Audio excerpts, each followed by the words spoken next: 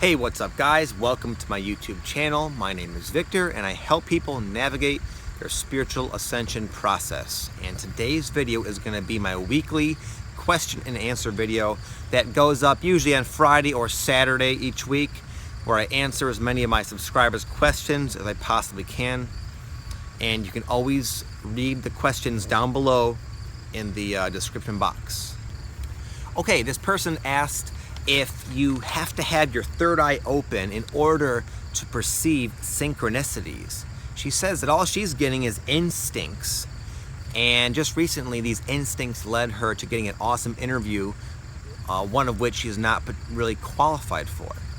Listen girl, that is, you don't limit yourself to what synchronicity is. A lot of times people watch a video or hear a blog article or hear even one person's subjective experience of their own expression and variation of synchronicity, and then if another person hearing that says, well, I don't have that happening, I don't have my spirit guides coming into my room and telling me what to do, or I don't see 1111 50 times a day, then they think they're not getting synchronicity. But all's that's important is the message. Whether it be a spirit guide coming and saying, hey, I want you to get in your car and go left on this road and go here and wait for something cool to happen, or you just have the desire to go do that.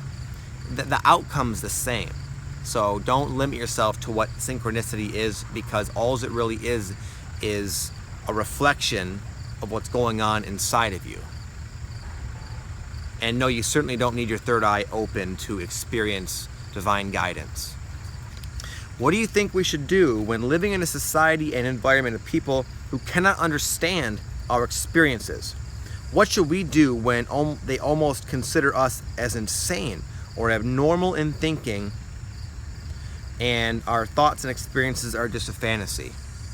Yeah, I've talked about this before, but it really has a lot to do with your expectations of how people should react to what you're saying. I would ask you this question: do you really expect most normal people to hear the sorts of things that I'm talking about here, the things that you enjoy learning about and are actually experiencing? Do you expect them to react with anything but what you described? I know if you would have talked to me about all this stuff 20 years ago, 10, 15 years ago, I don't know if I would have thought you were crazy, but I would have probably had a very similar reaction myself, because it does sound crazy, a lot of the things we talk about. So I would just, to address what I believe the issue is, I would accept the fact that most people don't care about any of this, and they just won't buy it. They won't believe it. They'll think it is baloney. For now. So there's nothing you need to do. There's no insistence on you conveying your experiences to other people. If they want to listen, great. If not, that's fine too. Someone said, like you, I was once into a lot of athletic type of activities. But for a long time now, I've been dealing with injuries, fatigue, and all the awakening symptoms. In addition, I felt very spiritually disconnected. Any advice on how to reconnect and recover?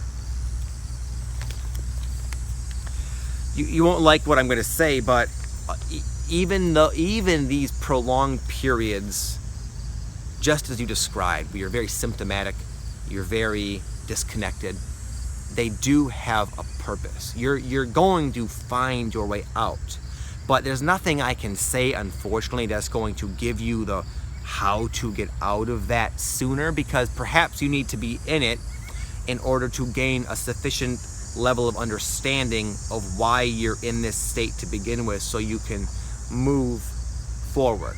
Even though it feels like when you're in this state where nothing is going right for you, you feel awful and you are disconnected spiritually, you've had glimpses of that connection, but now it's gone, you don't have it, you haven't had it in a while, that state does have its benefits.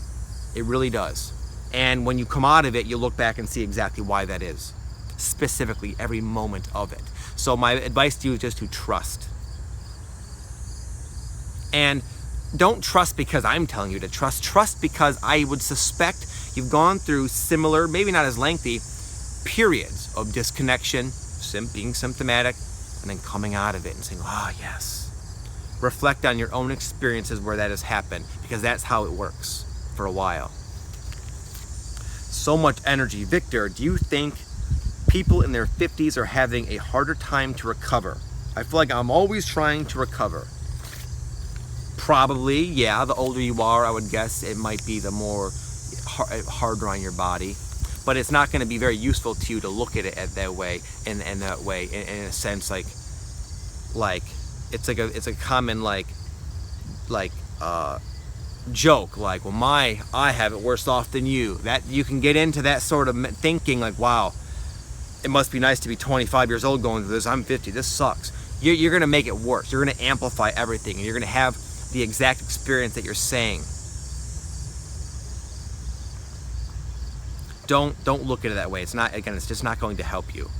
Yeah, obviously, if you're 80 years old and going through this, it probably is going to be more miserable than if you're 18 and full of testosterone and plenty of energy. Sure.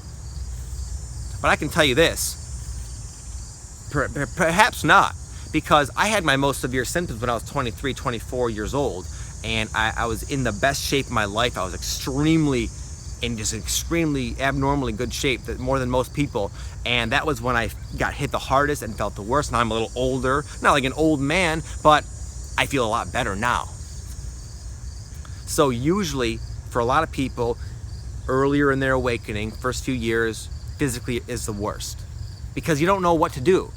A lot of times your ascension symptoms are there to kind of tell you that you're not where you're supposed to be, you're not going in the direction you're supposed to be going in. And supposed to be, what does that mean, supposed to be? I'm talking the best direction. You're not in the place that's ideal for you, that'll make you the happiest. And you're becoming aware of this through all these problems and physical symptoms. And that's a good thing. But in the beginning, you don't know how to really make sense of all that, but you will. As you just keep going forward, you'll keep getting more evidence, more data. The amplification of this will become sufficient for you to say, oh yes, it's this job, it's this, whatever, and now I'm going to go this way. I had enough information to know that this is the best way, and as you start going this way, as you start going forward and more in alignment with your destined path, the better you will feel. So you validate what you're going through. Your experiences are helping squeeze you into your absolute best path possible that you can take in this lifetime. And once you find that stream, you will just be carried in it, and it'll all be worth it. Even though you're suffering now, and you might have been for a while, and you might be for a little bit while longer, it's going to be worth it. Otherwise, without the knowing, without the symptoms, you would just continue to drift way off your course, having no idea that you're doing so. And therefore, your potential awesome life, you'll completely miss. So look at it that way. Don't look at it like, it sucks to be 50. That's not going to help you. I used to train a lot of clients, and I would hear that little sob story all the time. Oh, must be nice to be a young man. I train people in their 60s that could destroy a lot of my 20, 30-year-old clients in the gym. Don't have that mindset. You can become in superb physical condition at a pretty old age. I've seen it. I've helped people do that. Donna says, I feel like I'm hungry for more self-awareness videos, blogs, and I just have the urge to learn more. What do you believe? When do you believe we can finally let go of this searching aspect of the spiritual awakening process? As I listen to your videos, it feels really good to know there's someone out there who can truly communicate this process. When will I be satisfied? I feel like Pac-Man on steroids. I would say, man, don't look at your thirst for knowledge about something that's exciting to you as a bad thing. Don't feel like, wow, I can't wait till I'm done searching and then I'll be happy. I would say don't seek with the intentions of finding happiness in this information, but you can certainly enjoy the process of learning about things. I'm always learning. I'm always trying to go through a couple books a week.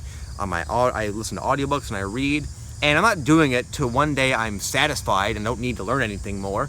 No, I enjoy. It brings you actual natural joy to learn things. You know that?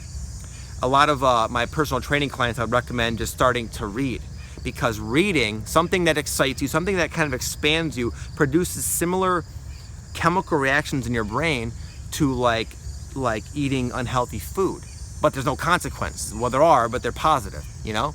So shift your perspective of like trying to get through it quickly. Enjoy it, man. I went through the same process for years, man. I'd be surprised if anybody was more obsessive than I was the way I would consume information. I should show you guys all the different books I have on this topic. My wife gets annoyed because I have literally like almost can fit a whole room for all my damn books. And I loved it. It was exciting to me. So enjoy it, man. Hi. Thank you for your story on how to let go. Something I sent to my email subscribers about a big thing I let go. I'm gonna make a video about that pretty soon, actually. It was inspiring, especially because I'm thinking about leaving my job too, but maybe you could do a video on what to do if you don't have any special skills. Basically, they're saying that they don't really have enough mastery in any one area where they feel worthy of sharing about it. Here's my opinion, and I'm living proof of that. That whole notion prevented me. I've been wanting to make these YouTube videos since I started my awakening. I knew I was going to be some sort of spiritual teacher, even though I went off and forgotten about that for years. I went off my own little life tangent. That was something, when I first awakened, I wanted to do. And I would, just like you guys, I'd watch other people on YouTube that were talking about this. There weren't as many now, but there were certain people, and I would just devour it. And I was like, man, how cool would it be to be like that, to be that person? And I just saw it for myself, you know, almost like 9 years ago. But what stopped me is what seems like it's stopping you. I didn't feel like I had enough to share. I had the idea that I had to become some sort of master on the mountain before I could share. I'm not a master on the mountain now. I hope you don't see me that way. I'm still growing and learning and being challenged and stretched. And you guys don't always see I'm not always like the happy, blissful Zen guy. No, I get mad, I get angry, I get sad, I get worried, I get depressed, I get concerned, I have physical symptoms. But I've come far enough to where I can help people that are not as far as me. And I'm sure you have some level of skills in some area that is more than other people who might be interested. And what people appreciate, what I'm finding, is they appreciate watching you grow. So say you start out and you're not the master about teaching basket weaving. So what? If people will see, wow, this guy's gotten really good. This guy's got a real passion for basket weaving. I've watched him from the beginning. At first he helped me with this, and this, and now he's making baskets the size of people, and he's a freaking genius at it. It'll be neat to document that, to show that you truly have that passion. And I think that's why a lot of people like my videos, because they see, and they will. I've only been doing it a little while, but they're going to see me grow. They're going to see me accomplish the goals I set out for myself, and that's going to give them a very raw, real experience that'll help them do the same thing. So at the same time, if you're like 16 years old, you probably don't, unfortunately, have a level of mastery in anything. So go and embrace the apprenticeship stage. Find something you like and study the crap out of it. Start reading about it, start practicing it, start talking about it, start writing about it, and do that. Because you do have to develop a certain amount of, you have to be somewhat adept in what you're doing to teach people. And if you have no idea what to do, start experimenting. Start taking one thing that you think might be your purpose, might be your thing, and go all out for like 3 solid months. Go for it. And then at the end of the 3 months, evaluate, was this it? Is this the right direction? If you do it for a week, that's not enough time to know. If you do it for like a year, that could be too long. You can't really conduct that many experiments. I know you kind of want to get the show on the road. So that's my advice, buddy. But I will say that is one of the things that stops a lot of people from doing their passion, is they think they're not ready, they think they're not worthy, and they feel like they need to get better. But usually that's not the case. Usually that's just their own fears and insecurity stopping them. Someone says, Victor, I'm wondering how you continue to grow, in your process. Is it from your meditation, or what are you doing to keep on growing? I would say it has nothing to do with the meditation or the spiritual practices you do. Rather, more importantly, it's the raw life experience you allow yourself to have. It's taking action on all these different inspirations and divine guidance we're all getting a lot of divine guidance right now, a lot of $1 million ideas we're getting, every one of you guys, but very few are actually taking bold, courageous, almost crazy action on it. But that's how I continue to grow. I continue to take action. I continue to go forward. I allow myself to make mistakes, because mistakes are what really give you that growth and wisdom. I've made 1 million mistakes. I make mistakes all the time still, but I learn from them. I allow myself to make them. I know it's going to be kind of uncomfortable to do so, but that helps me become smarter and wiser. And then when I try whatever I'm trying, I can do it in the correct way. And again, I allow myself to make mistakes. That's how I continue to grow, plain and simple.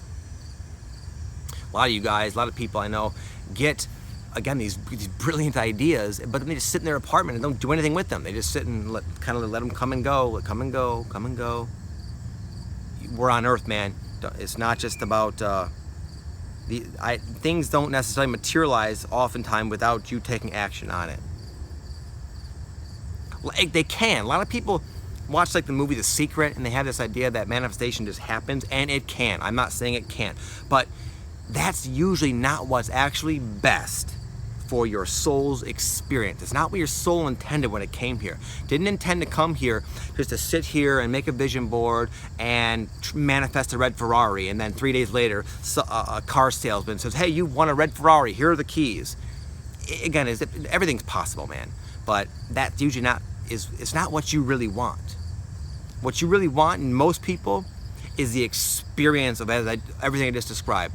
Taking action in a particular direction, going through all the struggles, and finally achieving your goals, your dream reality, and you can look back and you have grown a lot in the process. If someone drops off a Ferrari 3 days from now, you didn't grow. You probably won't appreciate it. It'll probably just collect dust. You'll enjoy it, and then you'll be wanting something else.